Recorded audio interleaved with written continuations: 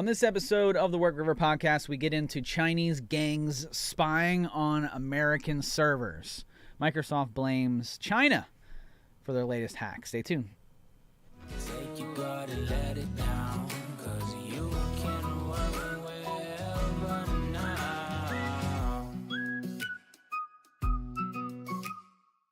What's up, guys? Welcome to the Work Wherever Podcast. This is the podcast where we talk about AI, automation, the ability to work wherever so you can live every day like it is Saturday. And today just happens to be a Saturday. I'm recording, so don't mind me. But today's episode is a bit of a doozy. So there's been a couple announcements that have come out that there's been a breach in Microsoft Outlook.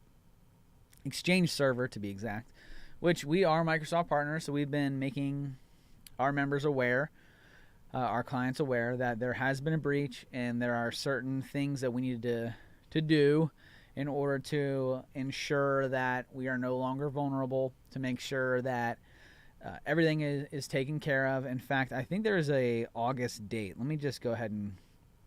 Yeah, so CISA, so the Cybersecurity and Infrastructure Security Agency here in America, they've given U.S. federal civilian agencies until August 1st, so a couple weeks, to resolve 4 serious zero-day vulnerabilities announced as part of a Microsoft's monthly Patch Tuesday release. Now, this was from July 13th, so that Tuesday was last week. The inclusion of the 4 vulnerabilities, CVE 223 32046, CVE 223 32499, blah, blah, blah. I'm not going to get into the exact ones, but maybe we'll link this article. This is CISA's catalog. It means the bugs are already being exploited by hackers. Again, this is the 13th. When all of these hackers were going in and they were taking advantage of Outlook, right? An Exchange Server. Now, who runs Exchange Server more than anybody else? And the answer to that would be enterprise and government. More agencies are running Microsoft than any other platform. There are very few agencies within the federal government that are running Google. Just point blank period. I don't honestly know of a single one. I don't know of a single Now, I'm not saying that there aren't any. I'm saying I don't know of a single one that is running Google. I know of... Every agency that I have ever been around is either running Microsoft Exchange or an older, well, we can't even run the older versions anymore, but there were like IBM email running, which I think at one agency, I'm not going to say which agency it was, when I first joined, they were running like Lotus Notes, I think, I think that's what it was called, Lotus Notes, but they have since migrated off. Nobody's running Google. Again, hit me in the comments if you know of an agency running Google. You don't got to shout out what agency it is, but I don't know of any.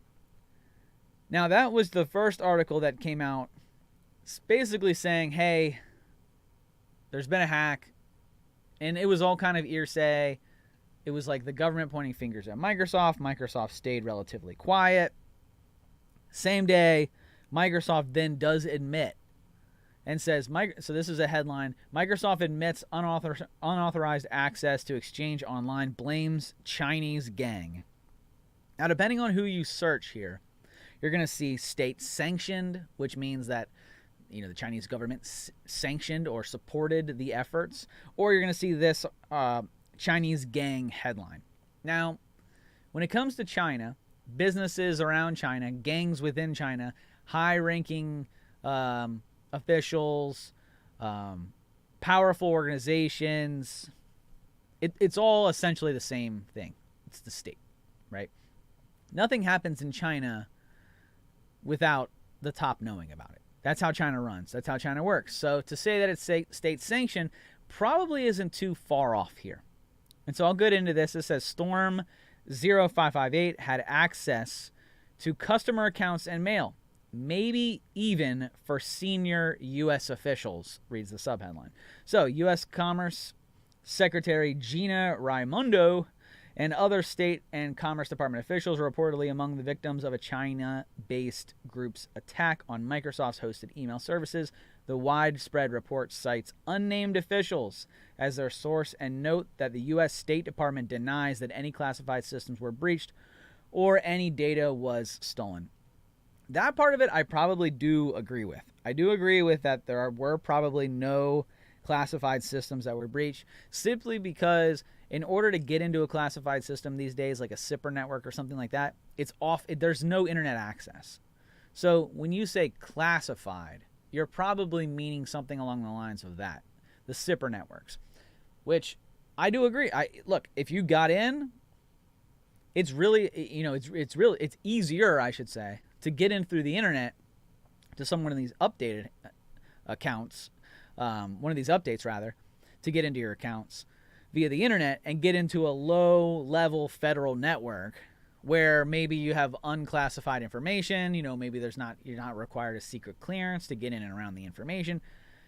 And is that still important? Yeah, there's still really important information there.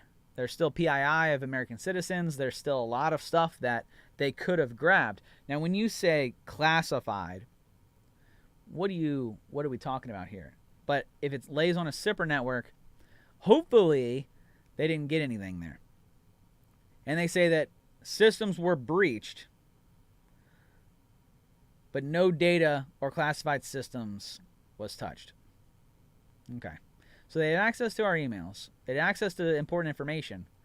They just didn't steal anything? How do we exactly know that, though? Because nothing's missing? The way that data breaches and data systems work, you don't always know what was taken. You understand where things got in. You see when the action was taken, who got in, maybe through an IP address or something along those lines. But you can't always 100% sure. Sure, you can track a little bit through loggings and records and stuff like that and see kind of where things were touched or downloaded or manipulated or modified. But you can't always tell for 100% where somebody was in.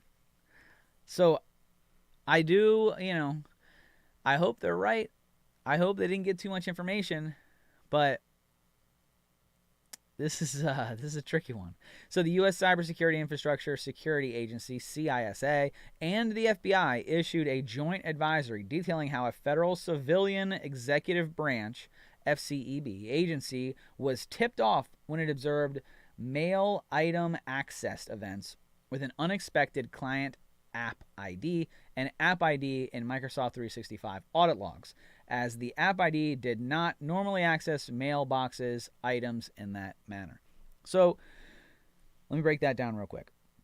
Within Microsoft 365, there's something called modern authentication. And so within modern authentication, you no longer just need a username and password in order to get in. That is like a legacy way of getting in, meaning it's an older way of access. Usernames and passwords is pretty not secure, right? You want some sort of an MFA or 2FA access there. A lot of that now is handled through the Microsoft Authenticator application, through a push notification, a phone call. Duo is another applications that are being used out there. There's lots of them, right? There's tons of 2FA applications that are out there that are sending push notifications. The alternative to that is what they're talking about, which is called an app ID or an application ID. And so these app IDs are a long string of letters and numbers that are created for a specific application, a specific data entry point, computer, an API, something of that sort that needs access to the Exchange server so that I can transfer information without having to do a push every single time. That's called an application ID. And that was created during the point of modern authentication, the implementation of modern authentication, which, like we said, the 2FA or the MFA. So that app ID, what they're saying here is something got access that doesn't normally access. So some sort of API, some sort of something, a machine, an IP address got access, and it rose some eyebrows. So let's read on here. The FCEB agency reported the activity to Microsoft, which confirmed threat actors accused customer email accounts through Outlook web access. So OWA is the Outlook web. So when you use the Office.com or Outlook online, not through Outlook as your desktop application, Outlook web access, or OWA, that's where this exchange online breached the unclassified data. So Microsoft said it was made aware of the hack on June 16th. That's an important date here. But had kept it under wraps while working with the impacted customers and notifying them prior to going public with further details. So I had seen some activity around this same time where using PowerShell, members were getting in through OWA, through certain IP addresses, implementing a rule into Microsoft Outlook where they are pushing they're sending out emails, and then they're trying to grab money, financial information, to say, hey, pay this, do that, and then writing an Outlook rule that any sent mail during a specific time period was then transferred to the deleted account to kind of cover any footsteps. That was what we saw right around the same time frame. We cleared it up relatively quickly. At the time, I wasn't aware that this was a more widespread attack, but apparently it was, and it was affecting a lot more than the few clients that we saw had to deal with it. But this OWA attack, this was a pretty big one. But again, that date, June 16th. This article of announcement is from July 13th. So almost a month later, we're being made aware that it was a more widespread attack. That is an important date. When something like this happens, the sooner that you respond, the better. Now, organizations like ours, who are on top of our message center, who are looking at Secure Score, who are monitoring IP addresses, who have rules and policies in place to account for, unknown IP addresses or unknown logins, or what is it called? I think it's called unrealistic travel, where somebody logs in DC, and then somebody from a separate IP address logs in like Michigan or California or something like that a couple minutes later. That's what's referred to as impossible travel. It's not physically possible for me to travel across the country in a matter of minutes. Therefore, it raises alerts and alarms go off, and so then you can go in and see where the impossible travel happened, and you can blacklist IP addresses and see through the logs as to what happened. If you wait a month, a lot can happen in a month. Now, there's organizations like ours that were probably readily dealing with this. Hey, we saw this, we took action, we removed any traces of it, we blacklisted IP addresses. There are a lot of organizations that do business with the federal government that are small businesses that don't have what we have. Lots. Tons. That just don't even have an IT team. A lot of the Beltway bandits out there, big organizations that you would probably think would have their own internal IT team, don't. All of their people are placed on contracts, to support the end client, supporting the government. And then internally, it's largely project managers, CXOs, enterprise level executives that are dealing with these things. So to think that, every agency, every organization that's doing business with the government is just aware of these things and knows that this is going on is just simply not true. So you got to be careful. And so when you don't announce this stuff for a month, people can get into some serious trouble. And I really hope that wasn't the case, but that's a really shady move, if you're asking me, to not announce it for a month. So let's read on a little bit more. Redmond said the threat actor had operated since May 15th. Whoa. 2 months now. Important dates here. When it gained access to the email data around 25 organizations and other associated consumer accounts. That's within the federal government, mind you. Entry was forced by forging email authentication tokens and with an acquired Microsoft account and MSA. Wow. Consumer signing key. Microsoft, which reported the event on Tuesday, Oh, man. Oh, man. Microsoft reported it so late. Attributed the attacks to a China-based threat actor it tracks as Storm 0558. Microsoft, guys, come on. You dropped the ball here. 2 months to report. So you were aware of it May 15th. Initial word is June, what did I say, 16th? You make a release on July 13th. That's critical time of response. And I understand that you're probably going to take a hit, Microsoft, here, and a little bit of PR, because the reason why the federal government and enterprise organizations do business with Microsoft is because of the security aspect of this. Microsoft Defender is a great tool, and it does help monitor, it does help keep down things like this.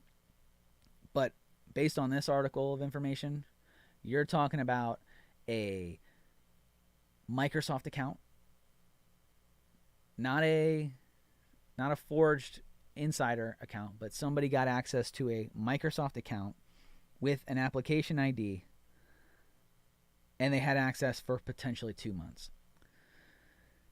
That is not a good look. That's a really not good look. We assess the adversary is focused on espionage, such as gaining access to email systems for intelligence collection. This type of espionage-motivated adversary seeks to abuse credentials and gain access to data residing in sensitive systems. That's from Microsoft. So 2 months go by, and Microsoft allows potential to make this worse. Over 2 months. When an adversary is looking for intelligence and they're diving into systems, every second matters. When 2 months go by, that's completely unacceptable. The amount of intelligence that can be gained over that time period is irreversible. This is not a good look. Now, when you talk about all the layoffs that Microsoft has had this year, when you talk about all of the artificial intelligence implementation, all the automation, all of the Azure functions, all of the threat intelligence and computer systems that are taking the place of humans. Now, mind you, those are in the customer service. They weren't in security. They were in hardware. Hardware sales is what we've been told. So whether or not that has anything to do with this, it's almost irrelevant, because Microsoft made it very clear that they're looking to replace people with technology, at least at the top level. And that's where this happened. This didn't happen through a Microsoft partner. This didn't happen through the partner network. This didn't happen through, a developer rollout or something like that. This happened through a Microsoft service account into the systems and then spread out. This is a Microsoft problem. And it's a big one. And it doesn't look good when you're laying off people and trying to replace those people with technology and artificial intelligence, because that's when things like this happen. If you can manipulate the technology and you can manipulate the systems, and that becomes more widespread, that's when you run into some serious problems. Serious problems. The U.S. Department of State spokesperson Matthew Miller said on Wednesday the department noted the Microsoft, blah, blah, blah, blah. The agency would not make a public. Man, this is not good. I'll tell you what. CISA and Microsoft addressed the issue by blocking tokens issued by the acquired key and changing the keys. Microsoft stated that it has completed mitigation of the attack for all customers, including implementing automated detections for known indicators of compromise. This is bad. It's really bad. And then obviously we blame China. Microsoft blamed China for it, which it seems like this. Look, if we have a clear track record as to who it was, and we have these names, and we can directly attribute it to China, which We blame China. We met with a Chinese counterpart on this. I'm going to mess this name up. Wang Wentao, 10 days following the May 15th breach to discuss strained relations. China has an obvious interest in reading any thoughts she shared in email about the meeting. So they had a meeting 10 days later after the meeting, after they clearly are not getting along, the United States and China right now. And then 10 days later, there is a breach on the department where basically, like, I wonder what they're saying about me. I'm going to hack into their emails to see what they're saying. No bueno. On Wednesday, China's Foreign Ministry spokesperson Wang Wenbin used the agency's regular press conference to point a finger back at the U.S., calling it the world's biggest hacking empire and global cyber thief. So they're saying, look, yeah, we hacked you guys. Well, they didn't really say yes, but they're saying they do it all the time. Why is this our fault? Why you gotta talk about us that way? Look what you guys are doing. Which, that's an easy finger to point at the United States. Do we collect cyber intelligence? Of course we do. Every major country out there who is worried about their defense is blocking cyber threats or making cyber threats or gathering intelligence or blocking other countries from obtaining intelligence. In fact, you could argue everything that's happening in Africa right now is all a fight over intelligence. You have the United States, you have China, you have Russia, you have all kinds of countries from all over the world, Europe, that are just gathering as much intelligence as possible in multiple countries, Africa included, which nobody's really talking about that, interestingly enough. But this is an ongoing game. And when there's a major breach in 25 systems within the United States government during a very key time in history, really, with all of the war that's going on with Russia, Ukraine, with the elections coming up, with the artificial intelligence pushes, there's a lot going on right now. There's strained relations between the Biden administration and China, even though there's these crazy links that are being thrown out there that they're saying that there is more of a tie between the Biden administration and China than leads the eye. Look, there's a lot of theory out there right now.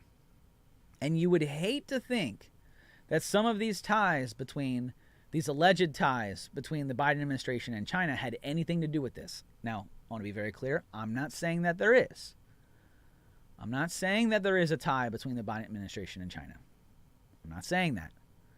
What I'm saying is you would hate that this to be a byproduct of anything that is happening within the media release of these accusations between the Biden administration and China.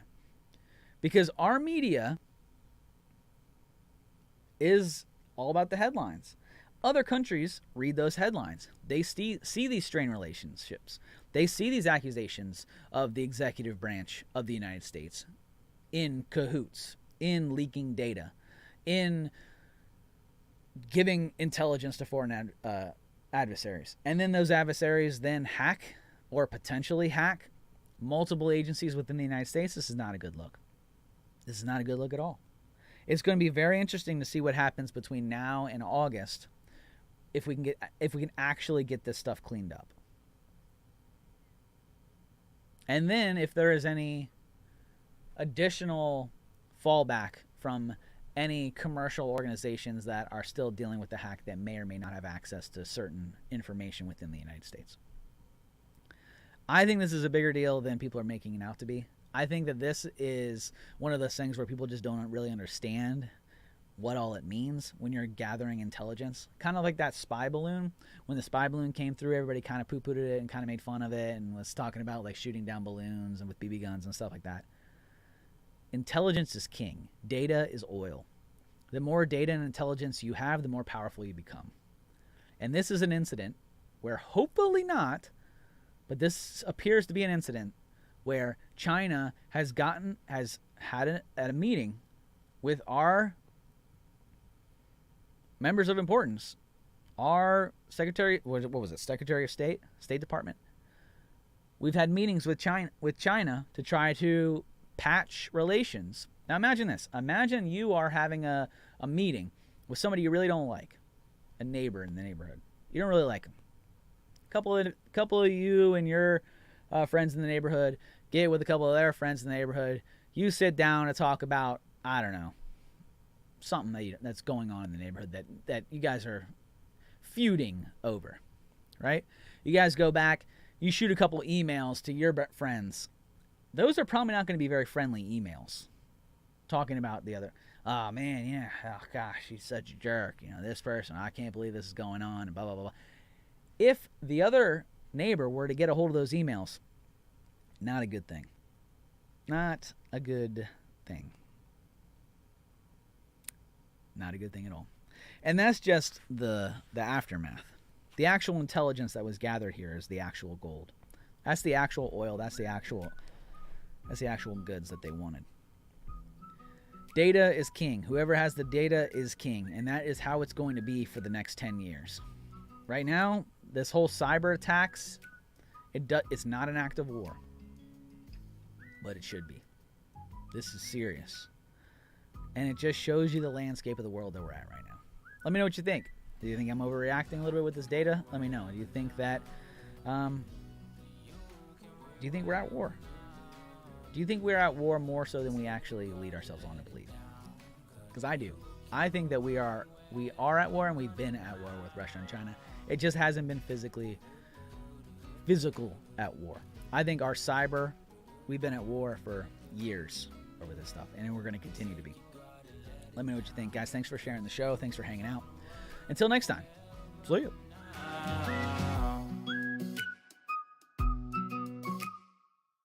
Hey there. Don't forget to hit that subscribe button and turn on notifications for all the latest videos from Capital Presence.